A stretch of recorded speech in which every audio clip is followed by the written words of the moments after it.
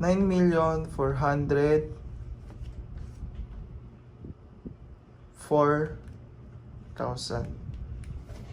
Yan. So, pagtapos nyan, i-divide natin ang moment sa weight. So, 9,404,000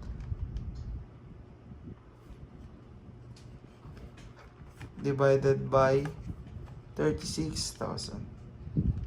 So, ang inalabasan is, same lang sa sagot natin kanina, 261.22. 261.22. So, yung arm natin is 261.22.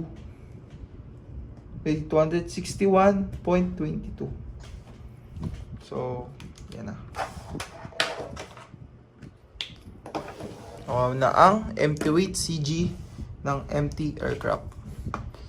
So, paano naman natin makikita yung ibang arm ng ibang item?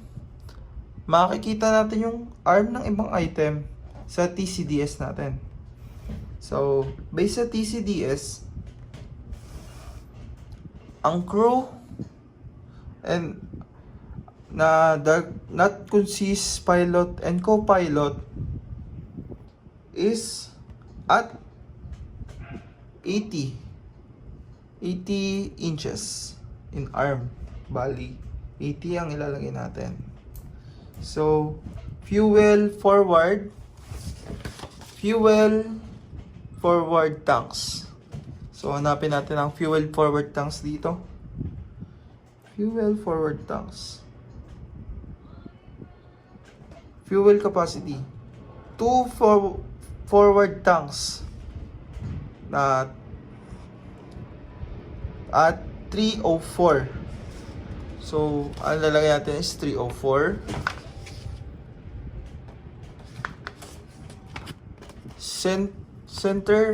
Center tanks is at 340. And the rear tanks are in 374. Next item is oil. So, oil is at 253.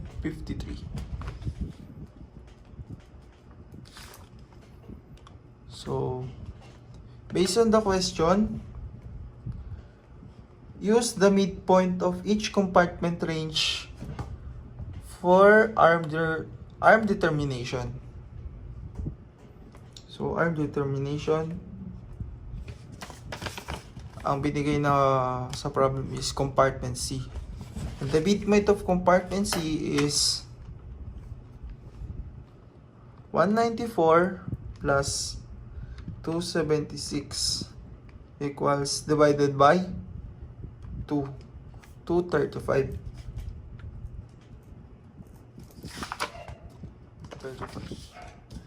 Next is compartment F. 358 plus 440. 798 divided by 2 is 399.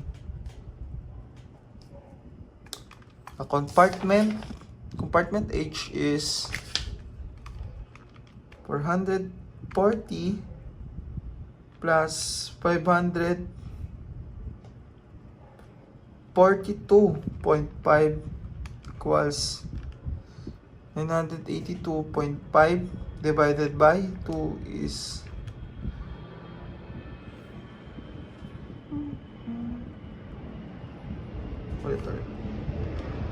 440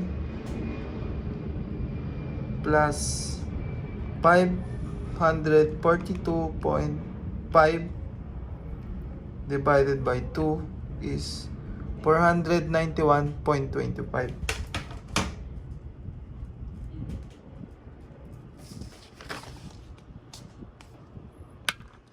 So, after natin mahanap lahat ng weight and arm ng item, itatimes naman natin to para makuha yung moment. So, ang una natin is empty weight. 36,000 times 261.22 is equals to 9,400,392. 943,920. So next naman is 360 times 90 is 32,400. Next is 18 plus times 304. 547,200. Next is fuel center tanks. 24 times 340.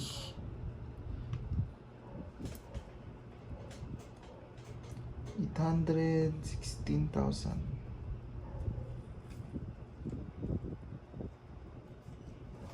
Next is rear tanks. 12 times 374.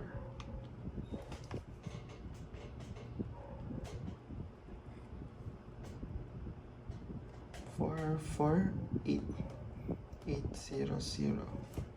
Next is oil. 450 times 253.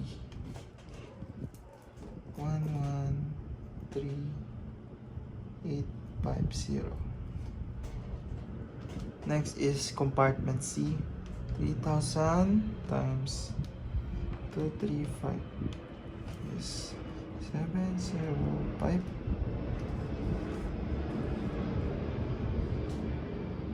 007.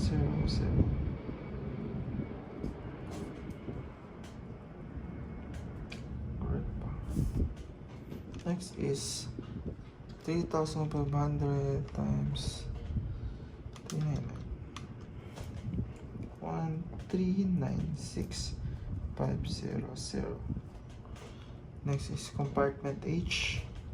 4,000 times 491.25 is 196,500. So to find the moment, we need to add all. Total moment is 9,403,920 plus 32,400 plus 5,472,00 plus 8,160,00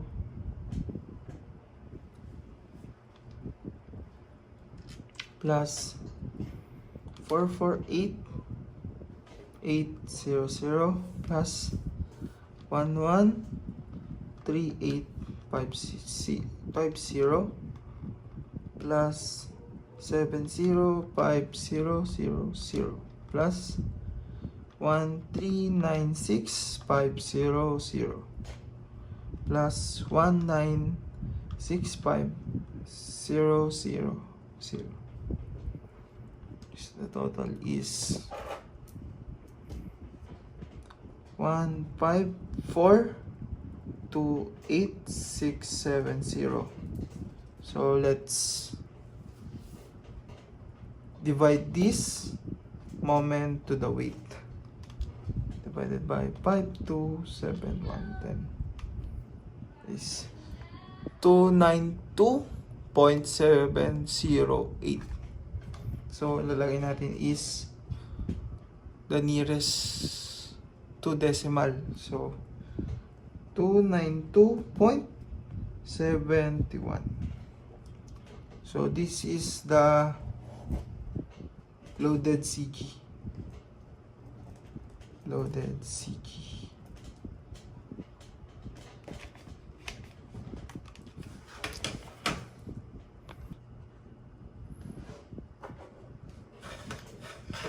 So let's try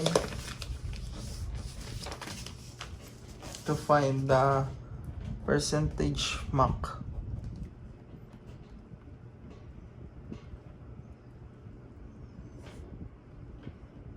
So, based on this formula, ang percentage Mach is the distance of the Mach over Mach times 100. So, ang una natin hanapin is ang Mach at ang Lemach. Mahanap natin ang Mach and Lemach sa TCDS. So, nakababa.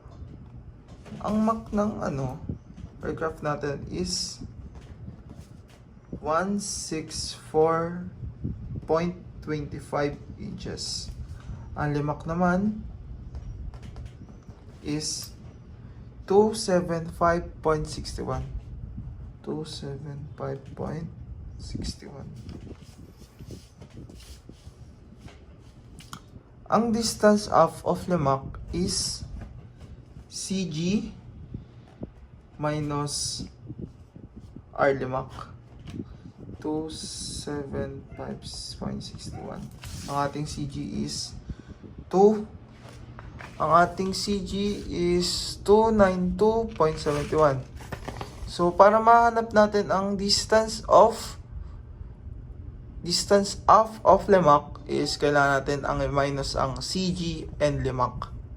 So, ang CG natin is 292.71.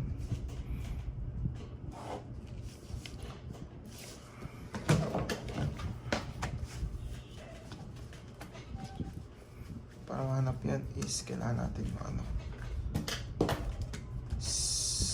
CG is minus 2 Lemach. So, 292.71 is minus 2. 275.61. 275.61 is equal to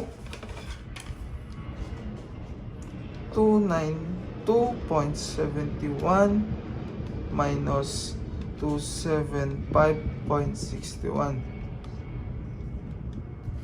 17.1.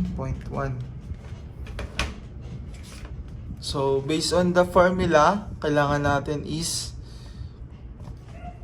nakita na natin ang distance of Lemach. So, ang ilalagay na natin is sa Mach and the times 1. Percentage Mach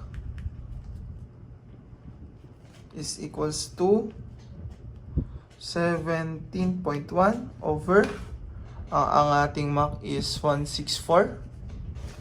164.25 times 100. So, is equals 17.1 over 164.25 then times 100 is equals to 10.41 cent Mach.